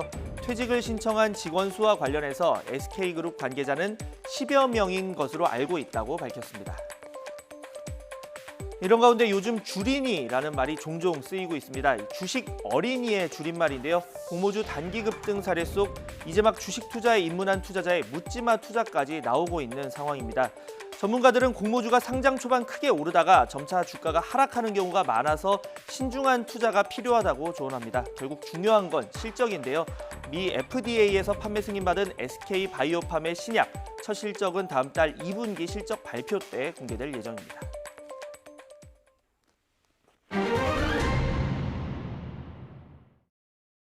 전국 각지에서 유충이 발견되었다는 신고가 잇따르자 환경부가 전국에 있는 고도정수 처리장 49곳을 조사했는데요. 유충이 발견된 곳은 모두 활성탄 흡착지였습니다. 전문가들은 여름철인데도 청소 주기가 길었던 점과 벌레 유입 관리가 허술했던 점을 원인으로 꼽았습니다. 자, 취재 기자 연결해서 이 내용 조금 더 자세히 들어보겠습니다. 정효루 기자. 네, 사회부입니다. 예. 정수장에서 발견된 유충은 모두 활성탄 흡착제에서 나왔다는 것이 환경부 조사 결과인 거죠? 네, 환경부가 어제 전국의 고도정수 처리장 49곳을 조사한 결과를 발표했는데요. 고도정수 처리장은 수돗물 특유의 맛과 냄새를 없애주는 활성탄 흡착제를 사용하는 정수장을 말합니다. 유충이 나온 정수장은 7곳이었고 모두 활성탄 흡착지에서 발견됐습니다. 유충 관련 신고가 오늘 오전 10시 반 기준으로 810여 건이 들어온 인천 지역에 있는 공촌 정수장과 부평 정수장에서는 활성탄지에 있는 깔따구 유충이 각 가정으로 유입됐습니다. 인천 말고도 경기, 울산, 경남 등지에 있는 정수장 5곳에서도 깔따구를 비롯한 유충이 나왔는데 활성탄 여과지 위쪽에서만 유충이 발견된 만큼 전문가들은 벌레들이 각 가정으로 들어갔을 가능성은 낮게 보고 있습니다. 예. 자, 이 유충이 어떤 경로를 통해서 정수장에 들어간 것인지도 궁금한데 이 부분 조사 결과는 어떻습니까? 네, 이번 조사에서 벌레 유입 방지를 제대로 하지 않은 정수장은 모두 12곳 발견됐습니다. 인천 공촌 정수장이 대표적인데 직접 정수장을 방문했던 한 전문가는 방충망이나 출입문이 열려 있어 벌레가 쉽게 들어올 수 있었다고 전했습니다. 또 벌레가 많은 여름철이라 밤에 불을 켜놓으면 벌레들이 쉽게 꼬일 수 있었지만 전격 살충기도 사용하지 않았다고도 합니다. 한편 방충망과 유입 방지 시설을 잘 관리했어도 직원들이 드나들 때나 환기구를 통해서 곤충들이 들어왔을 가능성을 배제할 수는 없습니다. 전문가들은 여과장 안으로 들어온 벌레가 활성탄 흡착지에 알을 낳았을 가능성이 크다고 설명합니다. 활성탄 흡착지를 자주 세척하지 않으면 알에서 나온 유충들이 걸러지지 않고 각 가정으로 들어갈 수 있다는 겁니다. 특히 인천 지역 정수장은 다른 지역보다 흡착지 세척을 소홀히 했던 점이 유충 발생 원인으로 꼽힙니다. 예.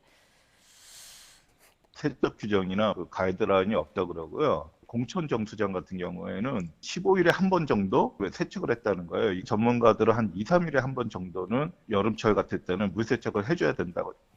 예. 자, 이 활성탄 여과지나 벌레 유입 관리가 잘 안 되고 있었다는 건데요. 이 국민들이 먹고 쓰는 물, 그런데 왜 이렇게 관리가 부실했을까요? 네, 활성탄 흡착지를 이용한 정수처리는 고도정수처리장의 마지막 여과 과정인데요.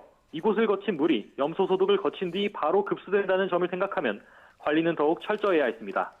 전문가들은 각 지역 수도사업소의 인력 부족을 하나의 원인으로 꼽고 있습니다. 실제로 활성탄 흡착지를 활용하거나 오존 처리 시설을 설치하는 등 수도사업 공정은 고도화됐지만 수도사업본부의 기술직 직원 수와 비율은 점점 줄어드는 추세입니다.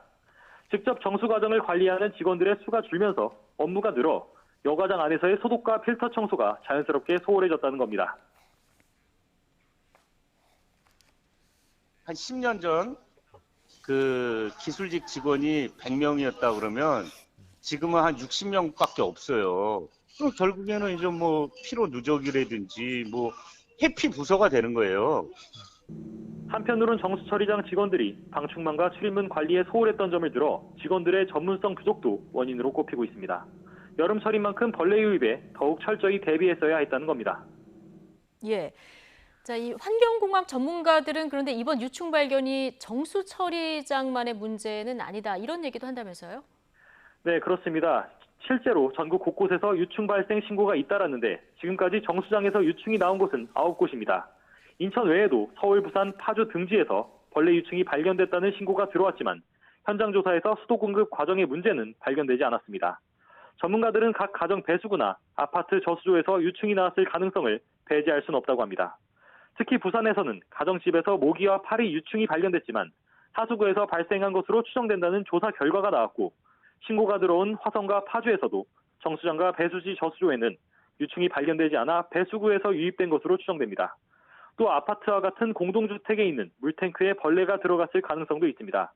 아파트나 대형주택에 있는 물탱크는 6개월에 한 번씩 청소를 해야 한다는 규정이 있지만 전문가들은 현장에서 잘 안 지켜지는 경우도 있고 세척약품 지정을 비롯한 관련 규정도 미비하다고 지적했습니다.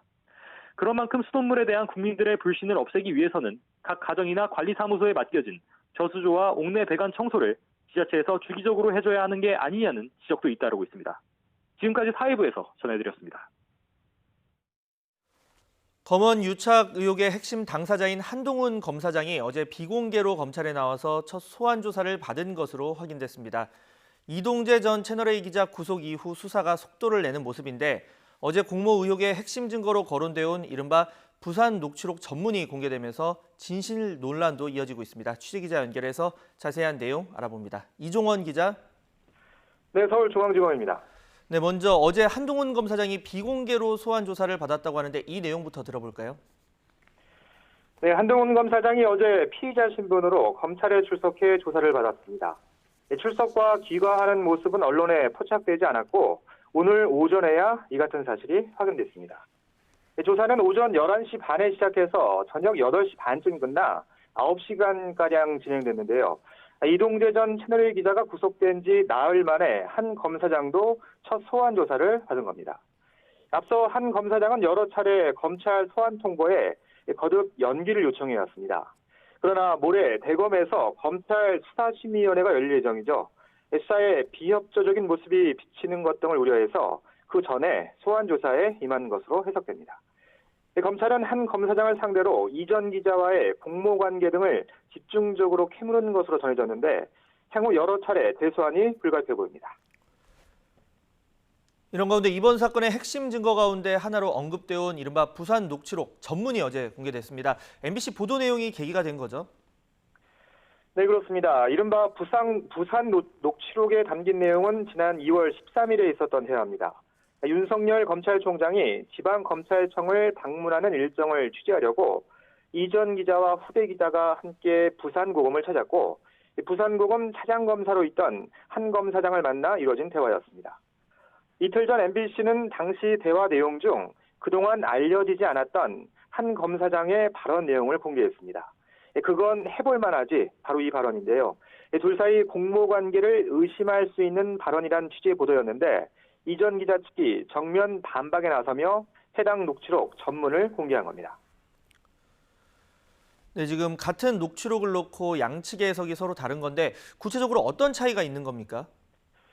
네, 녹취록을 함께 보시죠. 이전 기자가 후배 기자를 시켜서 유시민 이사장의 비리를 캐기 위해 이철 전 대표의 아파트를 찾아다닌다고 이렇게 언급을 합니다.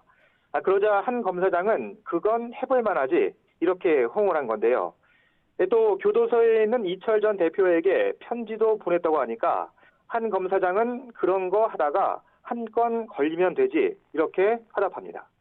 수사팀에선 해당 부분에 집중해서 이전 기자와 한 검사장이 취재 목적이나 방법을 상의한 거다. 그러니까 공모관계가 어느 정도 입증되는 근거로 보는 반면 이전 기자 측은 전체 대화 중에서 신라젠 관련 부분은 20%에 불과하고 전체 맥락을 보면 단순히 호응한 수준에 불과하다고 맞서고 있습니다. 이런 가운데 검찰 수사팀에선 어제 공개된 녹취록이 전문은 맞지만 일부 내용이 누락됐다 이런 지적이 있었는데 이전 기자 측이 오늘 이 녹취 파일 자체를 아예 통째로 공개하기로 했다고요? 네, 수사팀도 해당 녹취록이 전문은 맞는 것으로 보인다고 밝혔습니다. 다만 일부 대화가 축약이 됐고 특히 기자들의 취재 계획에 동조하는 취지의 한 검사장 언급이 일부 누락되는 등 이 표현과 맥락이 정확하게 기록되지 않았다고 지적했습니다. 그러면서 앞으로 열릴 검찰 수사심의위원회 절차와 수사 재판에서 구체적으로 밝힐 예정이라고 설명했습니다. 그러자 이전 기자 측도 재반박에 나섰는데요. 의도적으로 누락하고 축약한 부분이 전혀 없다며 의미 있는 내용이라면 영장에 나왔을 건데 공개된 내용이 전부라고 반박했습니다. 논란이 이어지자 이전 기자 측은 오늘 오후 아예 녹음 파일 자체를 공개하겠다고 밝혔습니다. 네, 이동재 전 기자 측이 이렇게 녹취록 전문을 공개하고 나선 의도 어떻게 해석할 수 있겠습니까? 이전 기자 측은 구속영장 발부 이전에 강요 미수 혐의 자체가 성립되지 않는다는 부분을 적극적으로 해명해 왔습니다. 그러다가 구속영장이 발부되자 일부 전략을 수정한 건데요. 검언유착 의혹 사건이 규명되기 위해선 검찰과 언론의 유착, 즉 한 검사장과 이전 기자의 공모관계가 입증돼야 합니다. 그런데 영장 발부로 강요 미수 혐의에 대해선 법원이 어느 정도 혐의가 소명한 것으로 판단하자 공모관계를 적극적으로 부인하는 전략으로 나선 겁니다. 이전 기자가 한 검사장과의 친분을 내세워 협박한 것만으로도 강요 미수 혐의는 성립될 수 있는데요. 젊은 기자 개인의 일탈일 수는 있어도 검찰과 언론의 유착은 없었다는 게 이전 기자 측의 입장이자 전략인 겁니다. 네, 그런데 어제 공개된 이 녹취록엔 추미애 장관 등에 대한 상당한 반감도 담겨 있었다고요? 네, 그렇습니다. 이 해당 대화가 이뤄진 시기는 2월 13일인데요. 추미애 법무부 장관 취임 이후 단행된 인사로 한 검사장이 사실상 좌천성 인사를 당한 뒤 10여일이 지난 시점이었습니다. 저희가 그대로 읽어드리기엔 좀 부적절한 것 같고 이 녹취록을 보면 추미애 장관뿐 아니라 임종석 전 비서실장 등 여권 관계자들에 대한 불신이나 반감을 표현하는 발언들이 곳곳에 등장하게 됐습니다. 이 때문에 이전 기자 측이 해당 녹취록을 공개하는 과정에서 대화의 당사자인 한 검사장 측 동의도 구했을 것으로 보이는데요. 이를 놓고 한 검사장 측의 자신감의 표현 아니냐 이런 관측도 나오고 있습니다. 다만 검찰은 범죄 혐의 유무는 특정 녹취록만 아니라 지금까지 확보됐거나 앞으로 수집할 다양한 증거들을 종합해서 판단해야 한다고 맞섰습니다. 결국 수사팀이 두 사람의 유착 관계를 명확히 입증할 만한 다른 스모킹건을 확보했는지에 관심이 쏠리게 되는데요. 앞서 채널A 진상조사에서 드러났던 부분이죠. 이전 기자가 후배 기자에게 한 검사장이 나를 팔아라 이렇게 언급했다는 부분 등이 사실로 규명될지가 향후 수사의 관전 포인트가 될 전망입니다. 지금까지 서울중앙지검에서 YTN 이종원입니다. 네, 이 부끄러운 몰래 카메라 범죄가 끊이지 않고 있습니다. 방송국, 학교도 모자라서 이번에는 대전의 한 구청 화장실에서 몰래 카메라가 발견됐는데요. 범인을 잡고 봤더니 다름 아니라 구청 공무원이었습니다. 현장에 다녀온 취재기자 연결해서 이 내용 들어보겠습니다. 이문석 기자. 네, 대전입니다. 네, 참 이해할 수 없는 일이 또 일어났는데 보통 이 구청 직원들이 몰래 카메라 단속을 하러 다니지 않습니까? 등잔 밑이 어두웠다고 봐야 됩니까? 네, 안타깝지만 그렇습니다. 대전 대덕구청 화장실에서 몰래카메라가 발견된 건 지난 20일이었습니다. 여직원이 화장실을 이용하다가 휴지 덮개에서 이상하게 달그락거리는 소리를 들었다고 합니다. 그래서 덮개를 열어보니까 내부에 검은색 전자기기가 들어있었습니다. 덮개에는 쌀알 크기만한 구멍이 뚫려 있었고요. 바로 몰래카메라였던 겁니다. 여직원은 놀라서 일단 카메라를 그대로 둔 채 총무과에 이 사실을 알렸고 구청 측은 곧바로 경찰에 신고했습니다. 예. 자, 그런데 이 설치한 공무원을 빨리 찾았다고 들었는데 직원이 자수를 한 겁니까? 그런 건 아닙니다. 여직원 신고를 받고 총무과 직원들이 확인을 하러 화장실에 가봤습니다. 그런데 설치돼 있던 몰래카메라가 감쪽같이 사라져 있었습니다.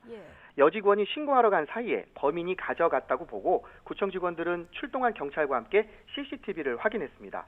그리고 한 20대 직원이 몰래카메라가 설치된 화장실 주변에서 수상하게 움직이는 모습을 포착했습니다. 경찰과 총무과 직원이 함께 피의자 차를 조사했고 그 안에서 몰래카메라가 든 가방이 발견됐습니다. 그런데 카메라는 한 대가 아니었습니다. 여직원이 이용한 화장실 바로 옆 칸에서도 휴지 덮개 안에 몰래카메라가 설치돼 있었고 차 속에서 2대가 더 나와서 모두 4대가 발견됐습니다. 그랬군요. 자, 이문석 기자.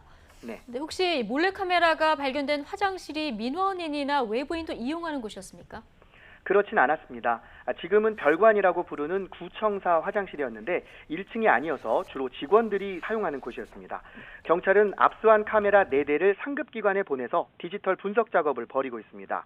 분석이 끝나면 해당 직원이 언제부터 범행을 저질렀고 또 피해자가 몇 명이나 되는지 확인될 거로 보입니다. 구청 직원들은 함께 일하던 동료가 추잡한 범행을 저질렀다는 사실에 충격을 받았습니다. 특히 범행 대상이 된 여직원들이 크게 불안해하고 있어서 심리 안정을 위해 치료와 상담을 진행하고 있습니다. 구청 측은 오늘 경찰과 청산의 모든 화장실을 돌며 한 번 더 몰래카메라 점검을 벌이고 있고 화장실 휴지 덮개를 속이 보이는 투명한 색으로 전부 바꾸기로 했습니다. 지금까지 대전에서 YTN 이문석입니다. 마이크 폼페이오 미 국무장관이 최근 중국 통신업체 화웨이를 퇴출한 영국을 방문해서 중국 견제에 나선 두 나라의 공조를 과시했습니다.